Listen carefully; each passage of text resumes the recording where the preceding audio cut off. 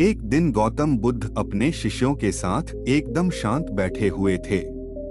उन्हें इस प्रकार बैठे हुए देख शिष्य चिंतित हुए कि कहीं वह अस्वस्थ तो नहीं हैं।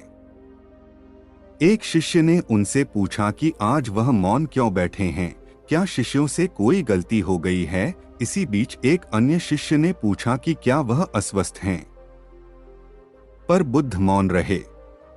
तभी कुछ दूर खड़ा व्यक्ति जोर से चिल्लाया, आज मुझे सभा में बैठने की अनुमति क्यों नहीं दी गई है। बुद्ध आंखें बंद करके ध्यान मग्न हो गए। वह व्यक्ति फिर से चिल्लाया, मुझे प्रवेश की अनुमति क्यों नहीं मिली। इसी बीच एक उदार शिष्य ने उसका पक्ष लेते हुए कहा कि उसे सभा में आने की अनुमति प्रदान की जाए।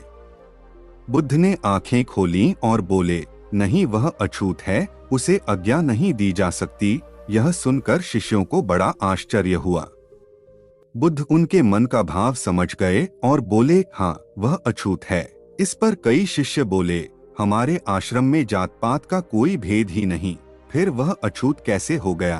तब बुद्ध ने समझाया, आज वह क्रोधित होकर आया है। क्रोध से जीवन की एकाग्रता भंग होती है।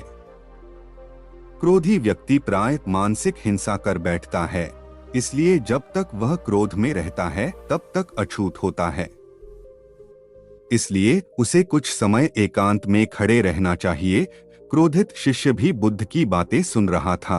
पश्चाताप की अग्नि में तपकर वह समझ चुका था कि अहिंसा ही मनुष्य का महान कर्तव्य व परम धर्म है। वह बुद्ध के चरणों में गिर पड़ा और कभी क्रोध न करने का प्रण लिया। शिक्षा आशय यह है कि क्रोध के कारण व्यक्ति अनर्थ कर बैठता है और पश्चाताप उसे बाद में होता है, जिसका कोई लाभ नहीं मिलता। इसलिए हमें क्रोध नहीं करना चाहिए। असल मायने में क्रोधित व्यक्ति अछूत हो जाता है और उसे अकेला छोड़ देना चाहिए।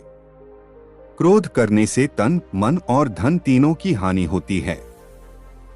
क्रोध से ज्यादा हानिकारक कोई और वस्तु नहीं है।